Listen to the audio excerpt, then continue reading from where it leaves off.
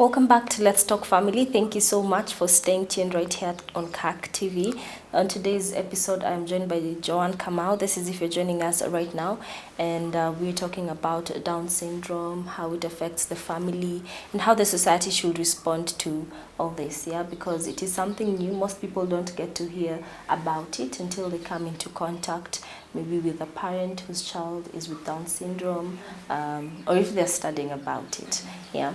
So talking about Down syndrome, we have couples that have separated and their relationship or marriage has been tested because one couple blames the other, it's because of you. For people who are in such a situation, what would you tell them? Wow, that's hard. It happens. There's a lot of blame games when things go wrong. Your in-laws will be telling you, we don't have such children. You'll be also saying, we don't have, it is from you. But this is a baby, and God makes no mistakes. And when God gives you, we believe that when God decides to give you this child or whatever He gives you in this life, we are told you're able to handle it. So it's good to take time, let everyone mourn for that baby that they were expecting, and then don't mourn for too long because there's no time to waste. There are things that have to be done then. But as a mother, you have to first know that you do this journey on your own. Decide that you're going to go this journey alone first. Then every other person will join you. Because what has happened and what we've seen, that the way you treat your baby is how other people around you are going to treat that baby. So finish mourning as fast as possible. Reality is already here, and start the journey. And every other person will just, including your spouse, if he decides to move, you have that space and move on, because there are things you have to do that cannot wait. Yeah, and sometimes God works in mysterious ways. Maybe that spouse is not ready to deal with that situation. It's not only husbands. There are mothers who have decided I am not, and men have come in to take care of these children. So we all deal with situations differently. So whoever is strong enough, walk the journey, let others join you. Because there are things that need to be done as soon as the baby is born. Things like therapy, you need to decide, where am I going to take this baby for therapy? If it's a heart condition, there are those that cannot wait even a month. You have to start planning on how this child is going to be managed. And for parents who hide their babies, because you have those who are either embarrassed to bring them out in the public or are afraid of the stares.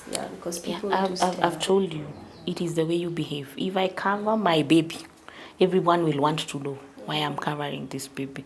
But and by the way, they are so beautiful. People will tell you, mtoto anafanana Chinese. Of course, there are those who've been chased away, because this baby looks like a Chinese, and because of the way their eyes look and the curly hair, and they all have curly hair. So if you accept your baby and be ready to talk about it, get as much as information about Down syndrome, so that any time you meet these people, you're able to tell them about Down syndrome. And guys are ready to learn. Of course, those nasty comments, one or two, but most of the times, most people will be receptive. Tell us what happens, So be ready to give information. Don't get offended. Try to talk to those people who approach you. Don't hide your baby. And most of it, when they're younger, you would put them indoors because they're susceptible to respiratory infections because of the way the structure. So you can keep them away. Of course, we are not allowed to expose them, sana. But when you get an opportunity, go with your baby for shopping. Go with your baby to church. They are easy. About the support group, tell us about it. When was it founded, and how does it offer help to women? Wow, a good place where you get people who know what you're going through. There are things I would tell you and you would try to visualize them and you would not understand.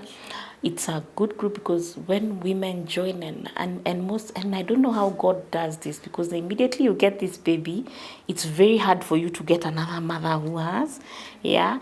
So but this support group and our doctors now, most of our doctors who are supporting us, like my cardiologist would, the first question she would ask you, have you met a mother with a child with Down syndrome? And she would connect you to any of her patients. And that's how we've gotten so many mothers coming in to the support group. How it has helped us walk this journey, not knowing you're alone, not knowing that, knowing that you're not alone, having a place where you can, ask, it's in the middle of the night, my baby's having this and this, have you people experienced this? Of course, we have doctors and we have clinicians, but a mother's experience is it's not, you can't compare it to anything. And yeah, it has helped us. It was formed by one of us. She's called Mama Ella or Eva, and she felt, and it started as a small group.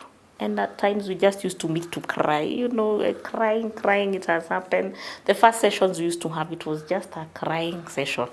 But now we have grown. We are beyond crying and offering support. And it started as a WhatsApp group. And then the WhatsApp grew. Then we decided to form a community-based organization. We registered, we're already 1 year down the line as a community-based organization. And since we registered, we've just been doing awareness through World Down Syndrome Day and the October month. And, our the social media, we've come to the press, word of mouth, students, some of our parents have talked to the medical students. We have joined organizations like non-communicable diseases where we interact with other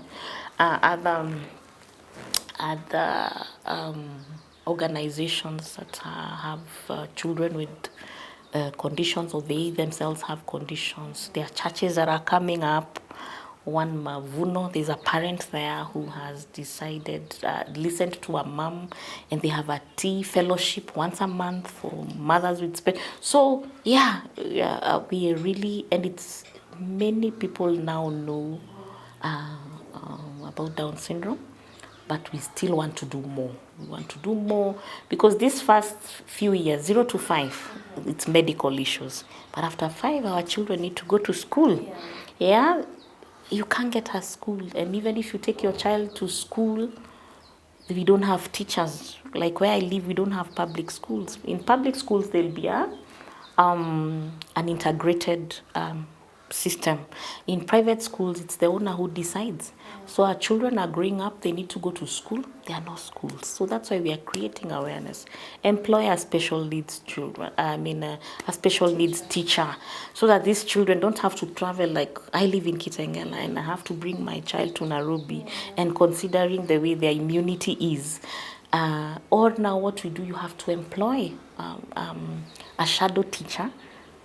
That's your expense. And then because they don't have the language, they have the speech, because there's a way they communicate, and as family we can understand. But in school, and churches, they should know how to respond to these parents, because most parents are not going to church because they don't feel accepted. If it's a shopping, I thank God for our shopping mall in Ivans. They've seen my baby since he was, so he just runs around and they know him.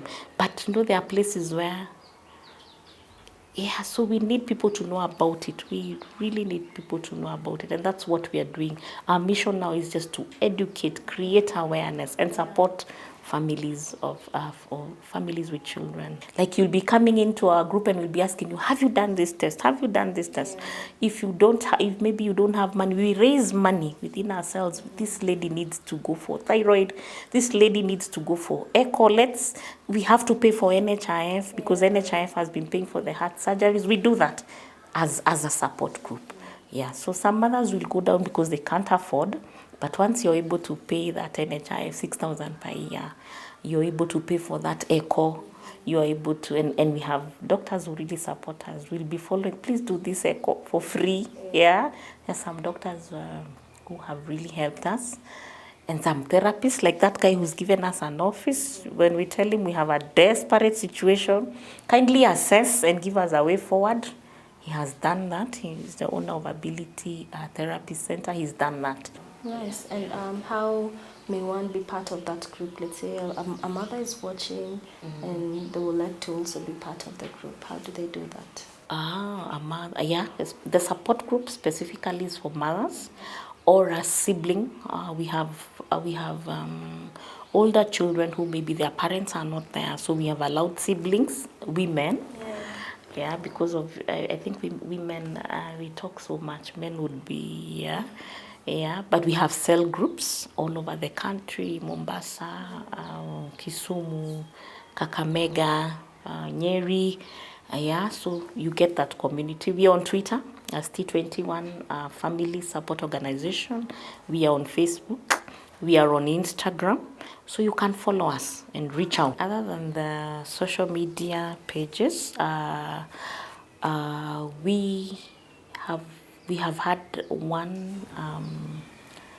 two. Last year we did the World Down Syndrome Awareness Day. We had a fun day at the Children's Traffic Park.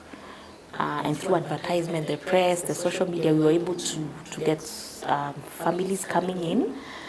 This year, unfortunately, because of this coronavirus thing, we've postponed the events, but we want to do a walkathon, a 2-kilometer walk, and fun and games, and of course, invite consultants, parents, and all the stakeholders, and engage people. We've done the same in Mombasa. Last year we did Nairobi, Mombasa. This year we were planning to do again Nairobi because World Down Syndrome Day is a major event. In October, it's a whole month. So we visit schools, we visit churches, our workplace, like at my workplace, we did an interview. It was featured in our bulletin and in our pay slips. There was a message on Down syndrome. So we reach out. We have encouraged parents to speak to in every social place that you have, family gatherings.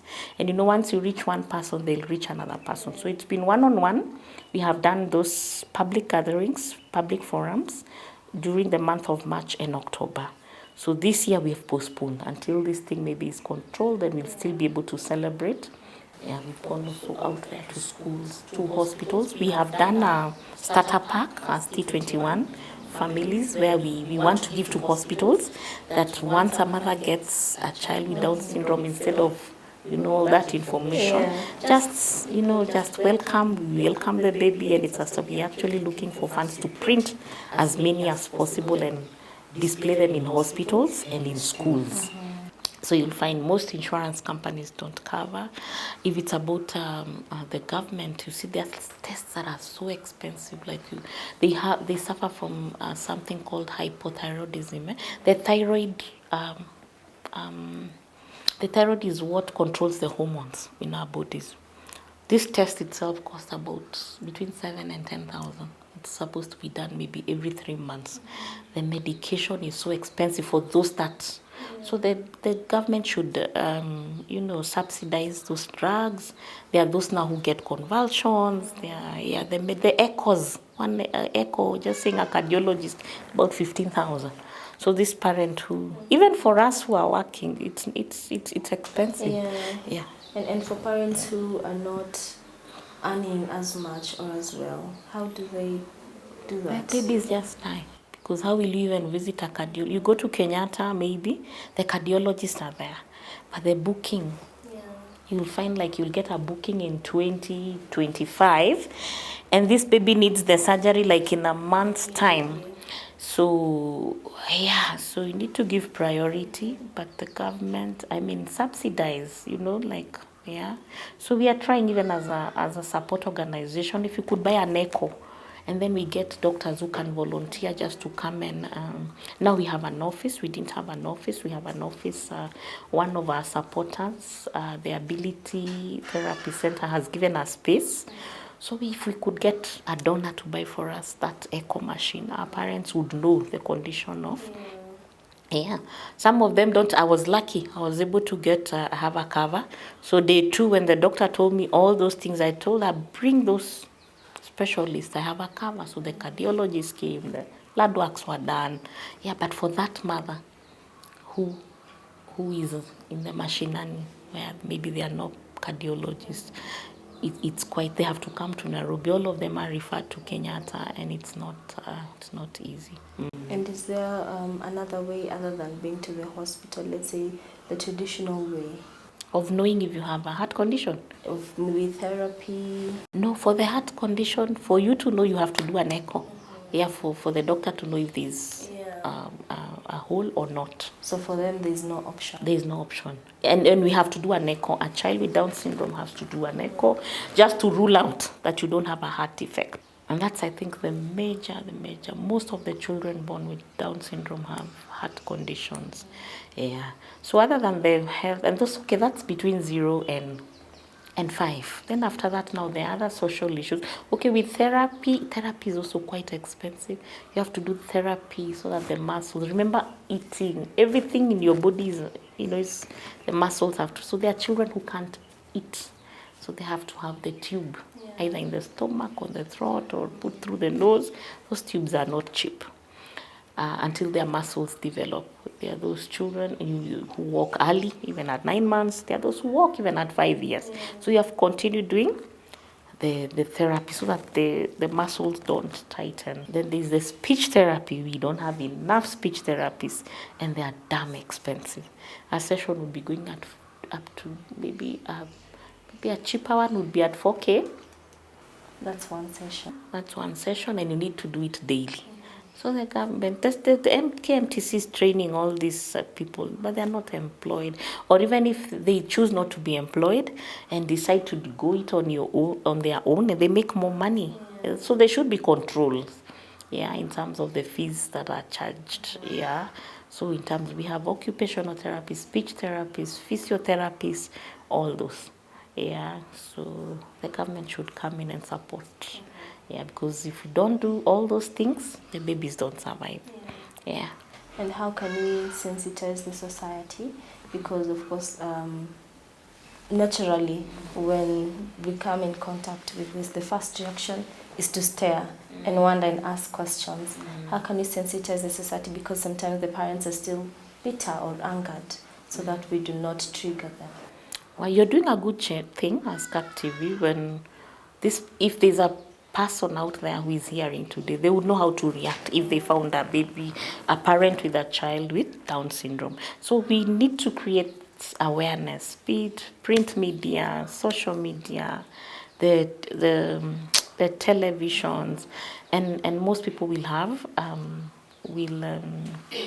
it could even be taught in schools. It can be taught in schools. They would have something on special needs and list the conditions, because it's not just Down syndrome. Every other, like with autism, you would not even, and there are children who have Down syndrome and autism at the same time. So with once we create awareness, we believe that is the first step. And now that you are here and you have interacted with other mothers and parents in general, you are creating awareness. Would you wish that you had it any other way? If I had this information, I know the mothers that are coming in now are not like mothers who got these children 20 years ago. There is information. There is even Dr. Google, who sometimes is not very good. It makes you get real scared. It's better to get that experience from a mother. But now, anyone who gets a child with Down syndrome, there's information out there. There are different groups, even networks outside of Kenya that are available on social media. You can interact.